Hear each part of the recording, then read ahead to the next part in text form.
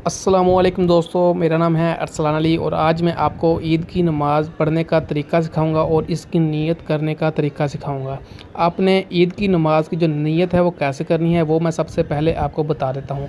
आपने नीयत करनी है कि मैं नीयत करता हूँ 2 रकत नमाज ईद उल अज़हा या ईद उल फ़ितर जो सी भी नमाज़ है उसकी। मैं नीयत करता हूँ 2 रकत नमाज ईद उल अज़हा की ज़ायद 6 तकबीरों के अल्लाह अज़्ज़ व जल के वास्ते खड़ा हूँ पीछे इमाम के। फिर उसके बाद आपने अल्लाहु अकबर कहना है और कानों तक हाथ उठाने हैं और हाथ जो है नाफ के नीचे बांध लेने हैं। उसके बाद आपने सना पढ़नी है, ठीक है। सुबहानक अल्लाहुम्मा व बिहम्दिका व तबारक अस्मुका व तआला जद्दुका व ला इलाहा गैरुक। उसके बाद इमाम कहेगा अल्लाहु अकबर तो आपने कानों तक हाथ उठाने हैं और नीचे छोड़ देने हैं, आपने हाथ बांधने नहीं हैं, ठीक है।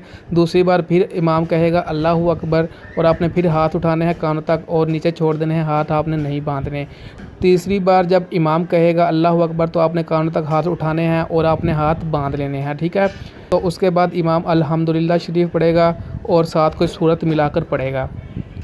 सूरत मिलाकर पढ़ने के बाद इमाम जब अल्लाहु अकबर कहेगा तो आपने रकू में चले जाना है, ठीक है। उसके बाद आप जैसे नमाज़ पढ़ते हैं वैसे ही आपने सजदे करने हैं और फिर आपने दूसरी रकत के लिए खड़े हो जाना है, ठीक है। दूसरी रकत में जब इमाम खड़ा होगा तो इमाम पहले अल्हम्दुलिल्लाह शरीफ पढ़ेगा और फिर साथ सूरत पढ़ेगा, ठीक है।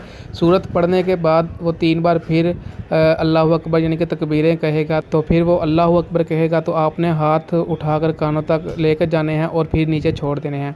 उसके बाद फिर वो दोबारा से अल्लाहु अकबर कहेगा और फिर आपने हाथ कानों तक उठाने हैं और नीचे छोड़ देने हैं, ठीक है। तीसरी बार फिर इमाम जब अल्लाहु अकबर कहेगा तो आपने हाथ उठाने हैं कानों तक और नीचे छोड़ देने हैं।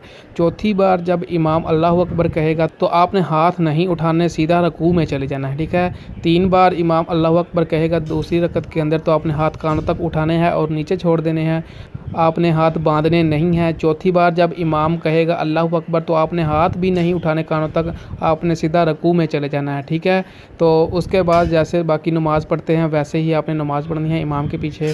तो इस तरह आपकी जो ईद की नमाज़ है वो मुकम्मल हो जाएगी।